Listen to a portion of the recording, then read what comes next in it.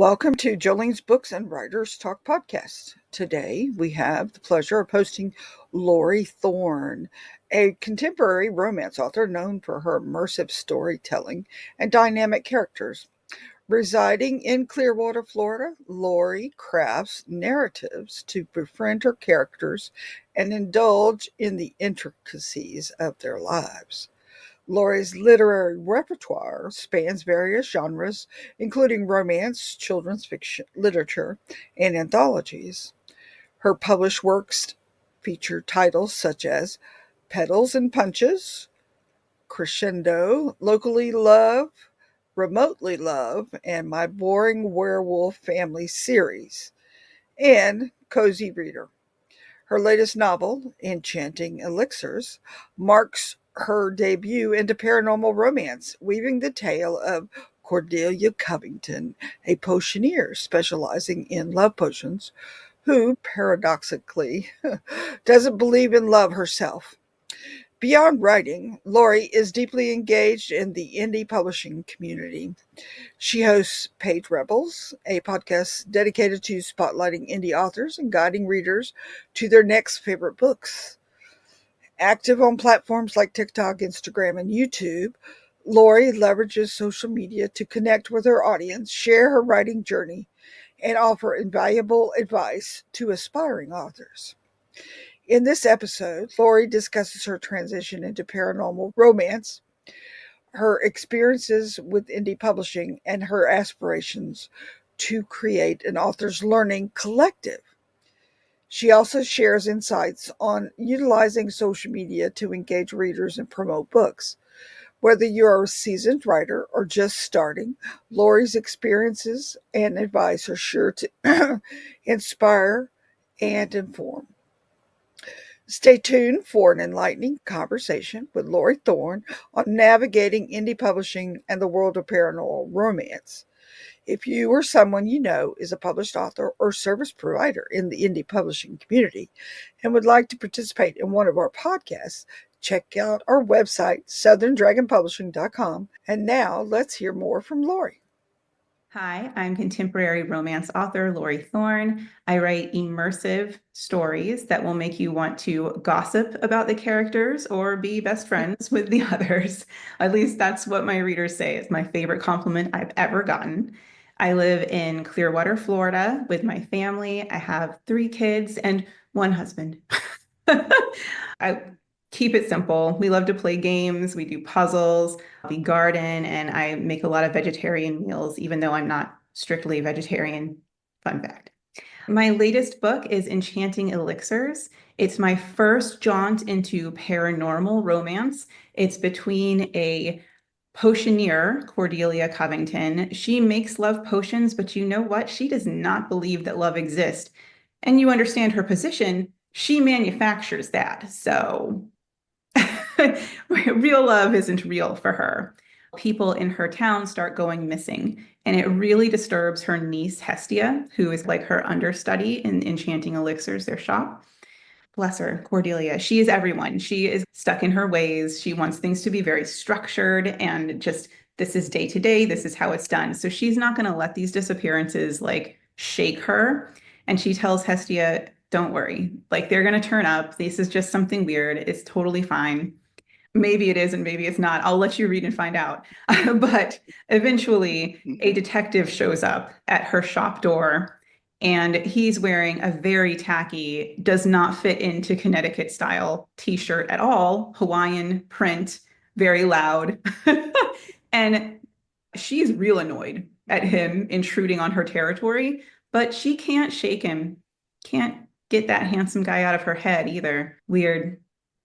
And the mystery kind of unfolds from there. There's family secrets that are uncovered, and Enchanting Elixirs will be the first in series. So the next book is Occult Accounts, and that will be from Hestia's perspective. I know you're on social media. Which ones do you think, as an author, has been the most successful helping you find readers, connecting to readers?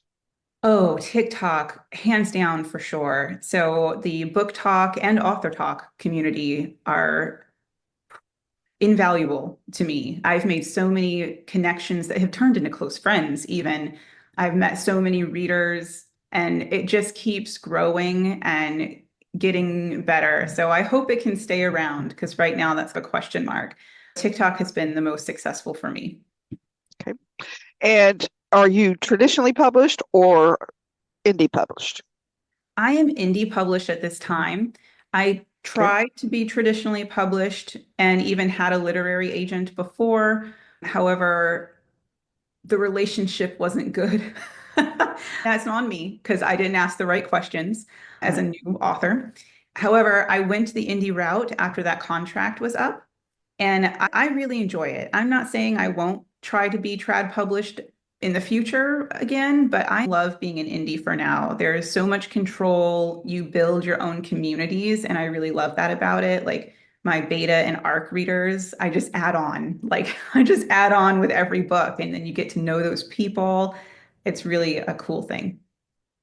So, as a romance author, are you a member of a romance book writers group in Clearwater? I am not, though I am looking for something like that. And I've had a podcast, it's called Page Rebels, and it highlights indie authors. Through it, I've made some pretty close friends and connections. And I want to take it to the next level now, where it is like the tribe, like you're writing tribe. And it doesn't even have Right. to be all romance. I think this is still very much a baby idea in my head, but I'm kind of calling it the Authors Learning Collective, maybe a group of 9 or 10 people, experienced and alike, that commit to actually hopping in a Zoom every other week or 2 times a month or something like that and sharing our knowledge, talking, like asking each other questions where we can help each other out and just becoming that tribe for ourselves. Fingers crossed. We'll see where it goes. Baby idea. Okay. So, are you a member of the Romance Writers of America? I'm not. The reason why I asked is because my first foray into publishing myself or fiction writing was with the First Coast Romance Writers here in Jacksonville. And they welcome members from wherever. We got people from South Florida, South Georgia, ones in North Carolina. They have Zoom meetings the second Saturday of every month. And they're not associated with the Romance Writers of America anymore, but they are a nonprofit organization. So if you need any help with that, let me know. If you I want to would, join I, them, I would love to it check that out. Thank you. okay. firstcoastromancewriters.com. And you're more than welcome to come, and I can send you a Zoom meet link if you Cool. want to Thank check it you. out for free. I would love Okay, to. they have to charge $50. They pay their speakers, and they have the National Excellent in Romance Fiction Awards, which starts in March. And they give away lovely statues and a certificate, and you get free marketing. And that's called NERFA. They just started a romance book cover contest, which will be in June. So they're trying to promote indie authors as much as they can. And they have some traditionally published ones in there too. Very cool. Sounds great. If nothing else, it will help you form your own down Yeah. there. Okay. You're more than welcome to come. Okay. So the next thing I probably want to ask is do. You have quite a following on TikTok. And are you going to go live? So I'm trying to go more. It's like a New Year's resolution for me entering 2025 that I want to really up my live game. This is something that I know I've been slacking on. And it isn't that I haven't tried, I just haven't found the formula that works yet. I have gone live several times and I don't get very many people that Mhm. come and attend or stick around. So I'm trying something right now with Enchanting Elixirs launch where I write a bonus chapter to like trade with newsletters and promote the book and things like this. And the bonus chapter for this book is really good. It's so fun. And it tells you a lot about the world. I'm really proud of it. And so I'm like, I'm going to read the bonus chapter live. Like I'm going to advertise the live event weeks in advance. And then that's what I'm going to do. So people will know what they're getting into. I got a little sign to paste on my laptop where you can see it. So if people are just scrolling, they'll know what this is. And I'm going to try to get more followers and reach my pre-order goal, which is just 10. but that would be the most pre-orders I've ever gotten. So fingers crossed. So Yes, I'm yes. doing that on across platforms. I've got 2 lives scheduled on TikTok, 2 on Instagram, 2 on Facebook, and then I'm going to do 1 or 2 on YouTube as well. You can do a live through Zoom onto Facebook, TikTok, or not TikTok, but YouTube. Let's see. I don't know why. I just like Zoom because it's easier. They do all the background stuff, and I just turn it on and say, okay, now I want you to connect over here. And it does, and it runs all at the same time, and it records so I can use it later. So something to think about if you ever want to give it a go. Yeah.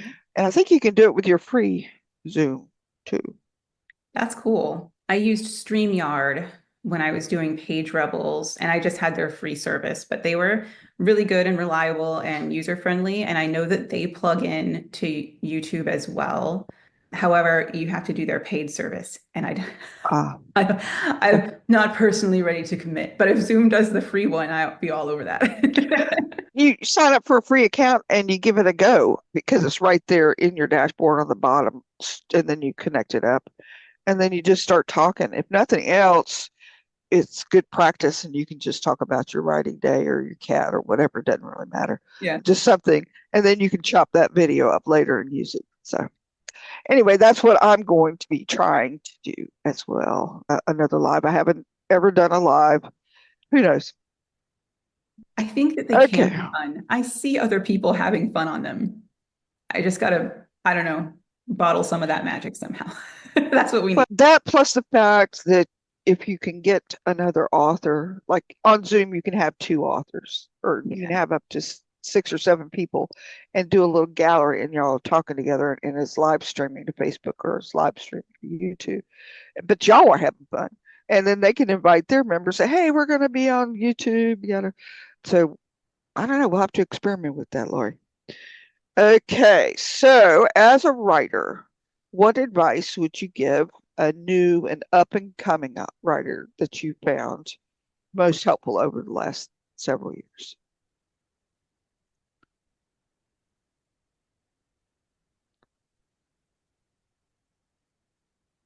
Other than you have to write every day, you got to practice. I am filled with advice is the problem that my brain is like processing. I'm like, what would be the number one thing that I'd say? Oh, just let it go, girl. Let it go. 2 things come immediately to mind, and that is you don't have to do it the same as anyone else. You don't.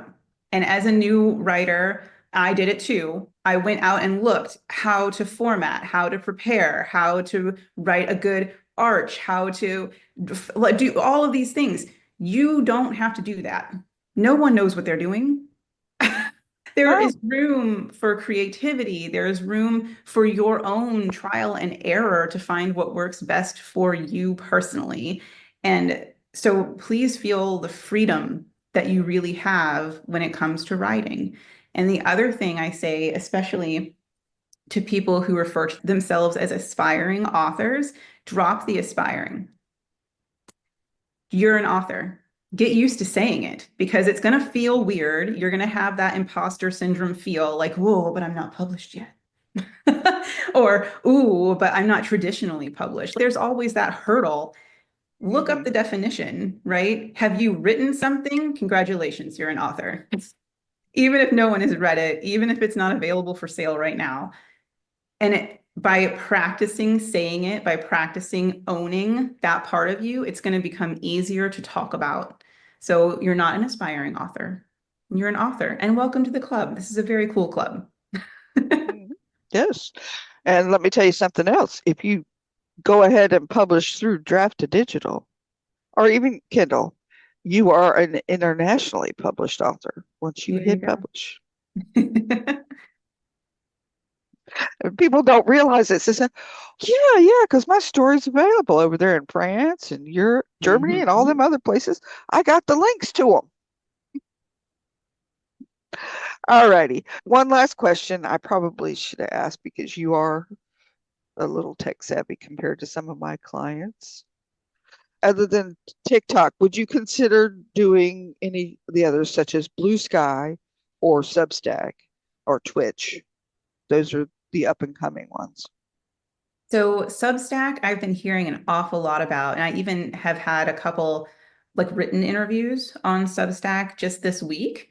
And I would consider it. I think it's an interesting thing, and I do see that it's gaining a lot of movement. So yeah, I'm intrigued. I'm intrigued by Substack. I've not tried Blue Sky before, but I feel like it's a Twitter slash Threads. Is it like a just a quick Yeah. blurb sort of place? I am bad at those. I've tried. I have tried so much. When Twitter first came out, I was like, I'm going to do this. Let's tweet.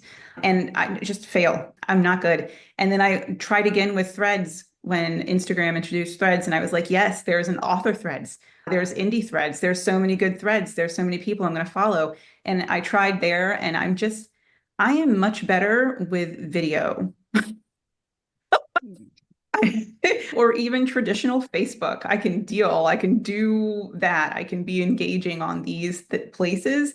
And I think that the other spaces are just, they don't work with my personality. I don't know. I just can't get in the habit of them. So I would probably pass on Blue Sky, even though I do see that lots of people are doing that. And it's always like pressure, like to join. Yes, there is, but like you said, you have to feel comfortable in that because me as a social media manager, I have to try them all, and I happen to like most of them, but I don't. It's hard for me to post to each of them or build up quickly the way I'd like because I It usually becomes, concentrate I on one a mean, week. it is, as a social media manager, it is like a full-time job trying to manage all of the different things that you have to manage. I would say that to me is the hardest part of authorship because it is really important and even enjoyable. It's not even something I dislike personally, but being connected and finding your audience. But it is a huge time suck, like huge commitment to keep up. I'm trying YouTube because I'm afraid that TikTok will get the axe. It just seems like the most natural place to go to, but I've been hearing a lot about Neptune also, Well, that's a new one. and they're advertising themselves as a best of TikTok and MySpace, if you would believe it, taking it way back. Oh, I know. Um, I had one of those, yeah. And and it's me still too. there. It's not doing anything, but It it's is still there. our internet footprints.